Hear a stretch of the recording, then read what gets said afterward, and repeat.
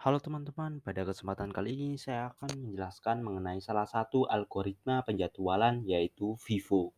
Kepanjangan dari First In, First Out atau FCFS kepanjangan dari First Come, First Serve. Sebelumnya izinkan saya memperkenalkan diri terlebih dahulu. Nama saya Irsyad Adi Rohman dari kelas Sistem Informasi 2021B. Baiklah langsung saja ke pembahasan apa itu FIFO. First in, first out yang artinya pertama masuk, kemudian pertama keluar, sebuah abstraksi yang berhubungan dengan cara mengatur memanipulasi data relatif terhadap waktu dan prioritas. Ungkapan ini menggambarkan prinsip teknik pengolahan antrian atau melayani permintaan yang saling bertentangan dengan proses pemesanan berdasarkan perilaku first come, first serve atau FCFS, di mana orang-orang meninggalkan antrian dalam urutan mereka tiba atau menunggu giliran satu di sebuah sinyal kontrol lalu lintas. Selanjutnya ada penjadwalan FIFO. Nah, kali ini saya akan menjelaskan tentang penjadwalan FIFO.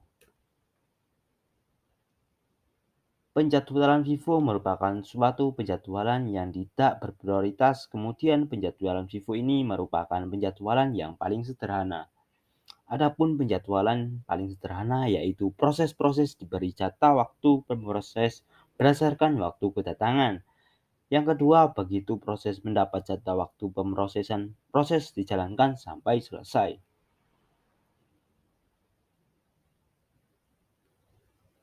Penilaian penjadwalan FIFO berdasarkan kriteria optimasi. Di sini yang pertama adil. Adil dalam arti resmi. Proses yang datang duluan akan dilayani lebih dahulu, tapi dinyatakan tidak adil karena job-job yang perlu waktu yang lama membuat job-job pendek menunggu. Job-job yang tidak penting dan membuat job-job penting menunggu lama. Yang kedua, efisiensi sangat efisien. Kemudian, waktu tanggap yang sangat jelek tidak cocok untuk sistem interaktif, apalagi untuk sistem waktunya. Turnaround time tidak bagus. Yang terakhir, throughput tidak bagus. Vivo jarang digunakan secara mandiri tetapi dikombinasikan dengan skema lain, misalnya kebutuhan berdasarkan prioritas proses untuk proses-proses berprioritas sama diputuskan berdasarkan Vivo. Penjadwalan ini baik untuk sistem yang sangat jarang berinteraksi dengan pemakai, contoh aplikasi analis numerik maupun pembuatan tabel. Selanjutnya kita akan membahas mengenai contoh hitungan dengan angka tabel dan Gantt chart. Contoh soal jika diketahui 5 macam antara antrian proses yaitu A, B, C, D, E dengan waktu kedatangan sebanyak adalah 0 dan proses yang datang tidak aktif atau PP sama dengan 0. Lama proses berturut-turut antara 5, 2, 6, 8, maka hitunglah rata-rata waktu tunggu tersebut.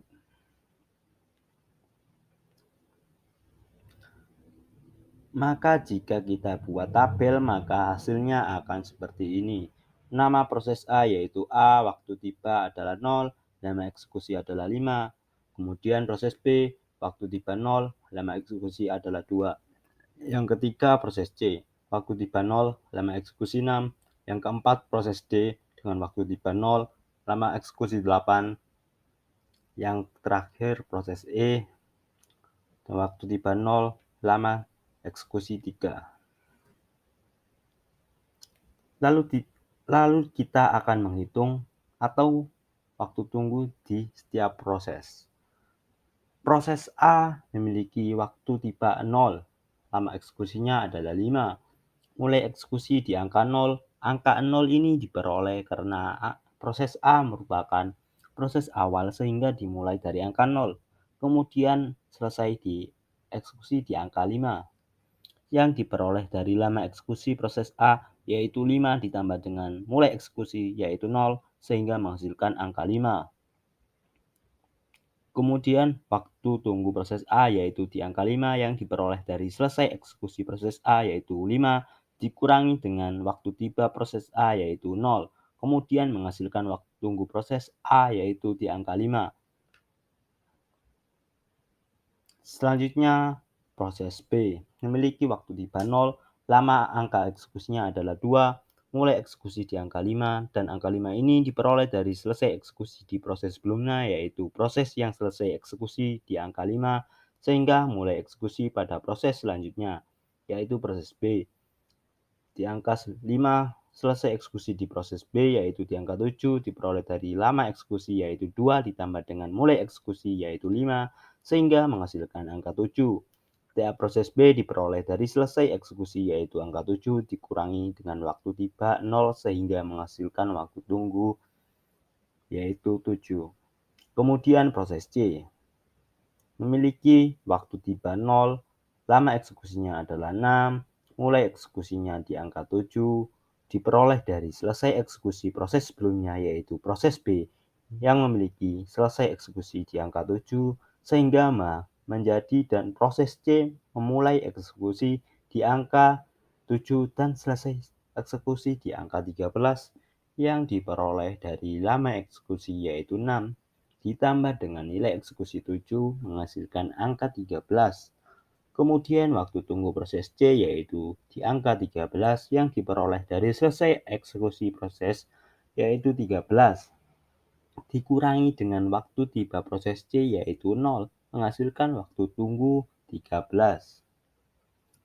Kemudian proses D, waktu tibanya ada di angka 0, kemudian lama eksekusinya di angka 8, dan mulai eksekusi di angka 13 yang diperoleh dari selesai eksekusi di proses sebelumnya, yaitu proses C yang selesai eksekusi di angka 13 dan menjadi mulai eksekusi di proses D, dan proses D memiliki selesai eksekusi di angka 21 yang diperoleh dari lama eksekusi proses D yaitu 8 ditambah dengan mulai eksekusi proses D yaitu 13 menghasilkan selesai eksekusi di angka 21 dan memiliki waktu tunggu di angka 21 yang diperoleh dari selesai eksekusi proses di angka 21 dikurangi dengan waktu tiba proses D yaitu di angka 0 menghasilkan waktu tunggu di angka 21. Kemudian proses terakhir yaitu proses E yang memiliki waktu tiba 0, lama eksekusinya adalah 3 dan mulai eksekusinya adalah 21 yang diperoleh dari selesai eksekusi prosesnya sebelumnya yaitu proses D yang selesai dieksekusi pada angka 21 dan menjadi mulai eksekusi di proses E atau proses selanjutnya yaitu di angka 21.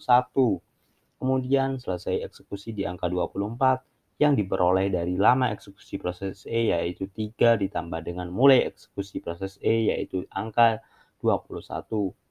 Menghasilkan selesai eksekusi di angka 24, kemudian waktu tunggu atau TA dari proses ini didapatkan dari selesai eksekusi di angka 24 dikurangi dengan waktu tiba proses E yaitu 0 sehingga menghasilkan waktu tunggu proses E sebesar di angka 24.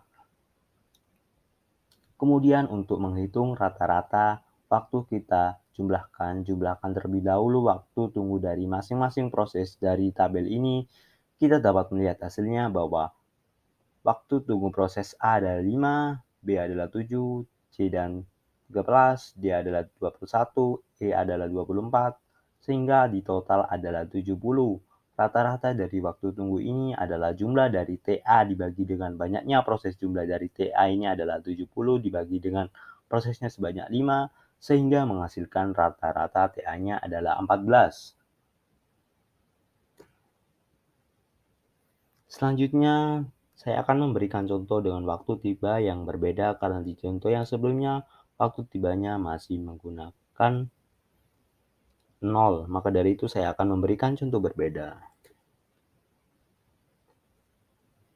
Dapat kita lihat di dalam tabel bahwa kita memiliki 5 proses yang memiliki waktu tiba yang berbeda pula dan lama eksekusi sama dengan contoh sebelumnya. Dari tabel ini kita dapat melihat bahwa proses A memiliki proses tiba 0, waktu tiba 0, lama eksekusi 5, proses B waktu tiba 1, lama eksekusi 2, proses C waktu tiba 2, lama eksekusi 6, proses D memiliki waktu tiba 2, lama eksekusi 8, Dan terakhir adalah proses E yang memiliki waktu tiba 5 dan lama eksekusinya adalah 3. Kemudian kita membuat tabel lagi seperti yang terlihat berikut ini. Kita akan menghitung waktu tunggu masing-masing proses sama dengan sebelumnya. Mengenai cara perhitungannya, langsung saja kita hitung pada contoh yang ini. Yaitu proses A memiliki waktu tiba 0, lama eksekusinya adalah 5, mulai eksekusinya di angka 0 karena memiliki waktu tiba 0 dan proses A merupakan proses awal sehingga waktu dimulai dari angka 0 dan selesai dieksekusi pada angka 5 yang diperoleh dari lama eksekusi ditambah dengan mulai eksekusi sehingga menghasilkan angka 5 dan TA atau waktu tunggu dari proses ini adalah 5 yang diperoleh dari eksekusi 5 dikurangi dengan waktu tiba 0 sehingga menghasilkan angka 5. Kemudian proses B memiliki waktu tiba 1, lama eksekusinya adalah 2, mulai eksekusinya 5. Seperti biasa nilai eksekusi diperoleh dari selesai eksekusi proses sebelumnya yaitu proses A yaitu di angka 5, sehingga mulai eksekusi di proses B yaitu dimulai dari angka 5 dan selesai eksekusi di angka 7. Dan TA atau waktu tunggu dihasilkan di angka 6 yang diperoleh dari selesai eksekusi yaitu di angka 7 dikurangi dengan waktu tiba 1 sehingga menghasilkan waktu tunggu 6. Kemudian proses C, waktu tibanya ada 2, lama eksekusi 6, mulai eksekusinya 7, yang diperoleh dari selesai eksekusi proses sebelumnya yaitu proses B, kemudian selesai eksekusinya adalah di angka 13 yang diperoleh dari lama eksekusinya 6 ditambah dengan mulai eksekusinya 7 sehingga menghasilkan angka 13. Kemudian TA atau waktu tunggu dari proses C ini diperoleh dari eksekusi yaitu 13 dikurangi dengan waktu tiba proses yaitu 2 menghasilkan waktu tunggu proses C di angka 11. Kemudian proses D memiliki proses D waktu tiba 2, lama eksekusinya adalah 8 dan mulai eksekusinya 13 yang diperoleh dari selesai eksekusi proses sebelumnya yaitu proses C. Kemudian selesai eksekusi di angka 21 dan TA atau waktu tunggunya di angka 19 yang diperoleh dari selesai eksekusi 21 dikurangi dengan waktu tiba 2 sehingga menghasilkan angka 19. Yang terakhir yaitu proses E memiliki waktu tiba 5, lama eksekusi 3, kemudian mulai eksekusi di angka 21 yang diperoleh dari selesai eksekusi proses sebelum yaitu proses D, kemudian selesai sedangkan di angka 24, kemudian TA atau waktu tunggu yaitu di angka 19 yang diperoleh dari hasil seleksi eksekusi 24 dikurangi dengan waktu tiba 5 sehingga menghasilkan angka 19. Dari hasil perhitungan ini dapat kita lihat bahwa jumlah TA dari semua proses adalah 60. Rata-rata dari TA atau waktu tunggu ini yaitu 60 dibagi dengan 5 menghasilkan angka 12. Sehingga rata-rata TA atau waktu tunggu ini adalah 12. Cara yang lain yaitu menggunakan Gantt chart. Misalnya ada 3 proses yaitu P1, P2, P3 datang dengan lama waktu kerja atau CPU burst time masing-masing yaitu 2, 4, 3, 3. Dari Gantt chart dapat diambil kesimpulan waktu tunggu untuk menjadi P1 adalah 0 ms, waktu tunggu untuk kedua adalah 24 milisecond, waktu tunggu P3 adalah 27 milisecond. Jadi rata-rata waktu tunggu atau average waiting time adalah 0.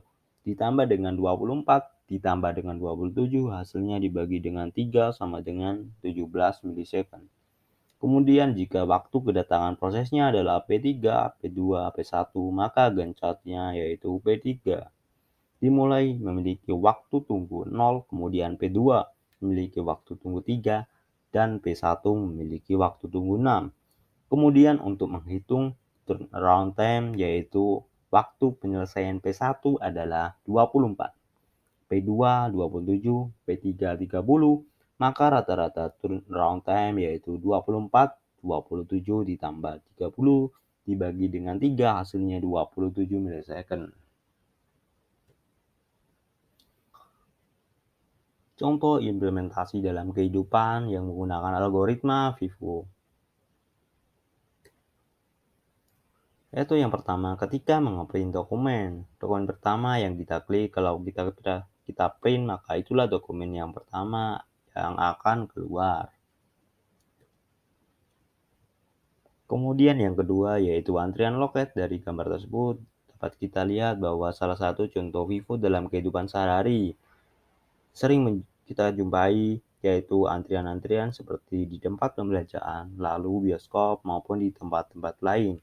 Antrian tersebut dikatakan FIFO karena yang pertama datang merupakan yang pertama dilayani, sehingga ketika orang pertama belum selesai, maka yang kedua belum bisa dilayani atau belum bisa mengambil atau menyerobot. Kemudian contoh salah satunya yang ketiga yaitu pencatatan persediaan secara periodik. Pada pencatatan persediaan setiap perusahaan berbeda-beda, ada yang menggunakan metode FIFO, metode LIFO, maupun metode rata-rata, atau perusahaan yang menggunakan pencatatan FIFO, barang yang pertama kali datang akan keluar pertama. Metode ini cocok dilakukan untuk perusahaan dengan persediaan barang yang memiliki masa kadaluarsa seperti makanan, obat, dan sejenisnya. Ya, penjelasan dari saya sudah cukup sampai situ. Terima kasih sudah menonton video ini. Semoga penjelasan dan materi ini dapat menambah wawasan kalian. Apabila ada perkataan atau penjelasan yang kurang tepat, saya mohon maaf dan dimaklumi. Oke, sekian. Wassalamualaikum warahmatullahi wabarakatuh.